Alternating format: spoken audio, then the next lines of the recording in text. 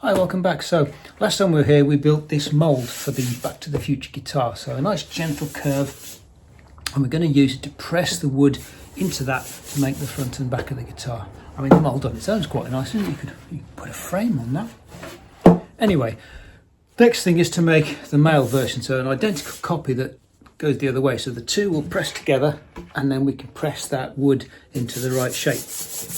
So here we go. So what I'm going to do is I'm going to use some resin, and I'm going to put stuff on this to stop it sticking. I'm going to pour resin on and then attach a board, and in theory I'm going to get two halves of a perfect fit mould. So I need to get this nice and sort of very smooth and waterproof polished. So the first thing I'm going to do is apply a coat of sanding sealer to it now that it's smooth. So this is the whole thing. So remember, I'm going to put resin on. It's going to be the whole thing, not just the center section. So here we go. So now that we've got the wood all sealed so it's not going to be porous anymore, we need to make it as unsticky as possible because resin will stick to absolutely anything. So what I'm going to do is use some of this, which is just beeswax polish, and I'm going to get some on a cloth. I'm going to put it onto the whole thing to give a nice even and thin layer. I've just got a soft cloth around my fingers, get some of the polish, just a little bit on there, and then I can just put it on just in little circles. I don't want too much, but just enough to start getting a good layer of wax on. You can do that across the whole thing. Now the trick here with the wax polish is put the polish on, and you want a reasonably thin layer across the whole thing, but do not polish it yet, because what happens is if you now leave it, go away, have a cup of tea, wait for it, and what will happen is all of the solvent that's in with the wax polish will evaporate off, and it'll leave you with a hard layer of, or a harder layer of wax, which you can then buff off with a soft cloth, and you'll get much better results. If you try and polish it now, it's just going to smear it around. It'll be a nightmare. So go and have a cup of coffee. So it's been a while now. It's been maybe half an hour to an hour. So I can feel already that the wax is now, it's much more solid than it was. It doesn't come off on my fingers anymore. So that's ready now. So what I'm going to do, a nice clean cloth again. I've just made it into a bit of a, sort of buffed it up into a flat surface, into sort of a bit like a little pillow or something. And I can just gently start to buff that up now. As I polish it, it will start to get smoother and shinier.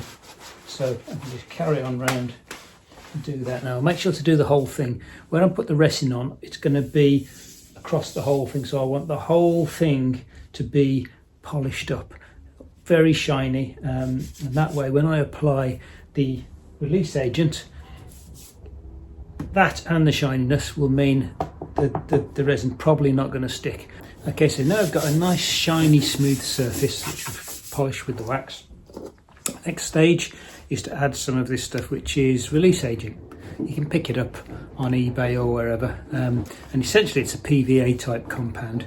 Usually it's blue, and you just paint it on. If it's too thin, then it won't stick to the wax. If it's too thick, then you'll leave marks, and that will come out in the moulding. So this is kind of straight from, so it's a little bit gloopier than normal. It's been on the shelf for a little while, but anyway, just paint that on. Okay, so the time has come to pour the resin. Now the resin I'm going to use is some of this deep pour resin that I've got from, where did I get it from? Amazon or eBay. Now the plan is I'm going to pour it into the mould until it comes up across the sides, and then I'm going to get a flat surface, or I'm going to get a straight edge if you like. I'm going to wipe it across so that I've got a nice flat edge, and then I've got another piece of wood, and I'm going to put the other piece of wood on top of it, wheedle it about a bit so that it sticks. And the idea is that the mould will stick to the piece of wood I put on top, and the resin will not stick to the stuff underneath. There's the theory anyway. I'm assuming as well that it's going to be strong enough. I'm a bit concerned it might not be strong enough. So my instinct says maybe I should be putting fiberglass in here to strengthen it, but I'm going to try with just the resin because it's a lot easier than messing about with fiberglass. So first thing to do make sure that it's level, otherwise when I pour the resin on, it will all pour back off again onto the floor. So level all the way around, and then I can pour the resin. So let's get mixing. So I have mixed it to the appropriate ratios, which is 2 to 1 in this case. And you can see as I mix it round, give it a good mix. Now this stuff is it's not good to breathe the vapours, so make sure you do it in a ventilated place. It's also not very good for your skin. Okay, there we are. I'll give that a couple of minutes for the bubbles to come out. Okay, so it's had a few minutes. It's time to do the scary bit and pour it. So I'm going to pour it very gently, just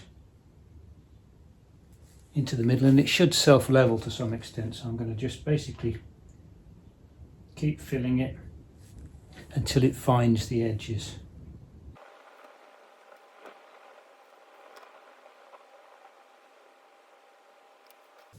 Okay, so that's just what I didn't want to happen. I haven't mixed enough resin. I thought I'd mixed too much. You can see it needs another one, so I've got to quickly mix another batch. Here we go with the second batch. Okay, this is resin batch number 3. Now this is the last one because this is all I've got left. It's taken a lot more than I thought. So let's go for it. I'm going to take a straight edge and just see if I can, with this little butter knife that they supply with it, just going to make sure everywhere has just got some resin on it.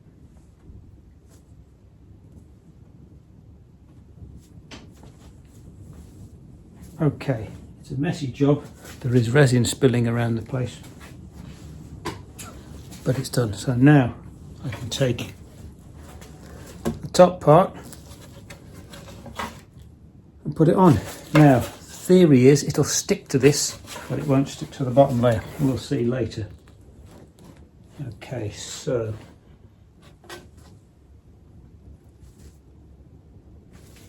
now wheedle it about a little bit because I want the resin to permeate and stick to this side. Now as I press it down, I'm expecting resin to squeeze out of the sides.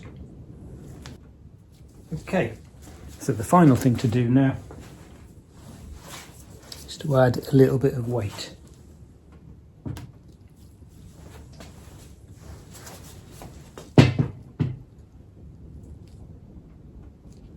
And once that's done, I'm just going to leave it for a couple of days so that it sets, and then we'll see if it comes apart. So that's the resin poured and the thing waiting to set. So next video, I'm going to look at actually trying to open it again. So that's going to be a good few days before I can do that. So don't forget to press subscribe, and hopefully I'll see you next time.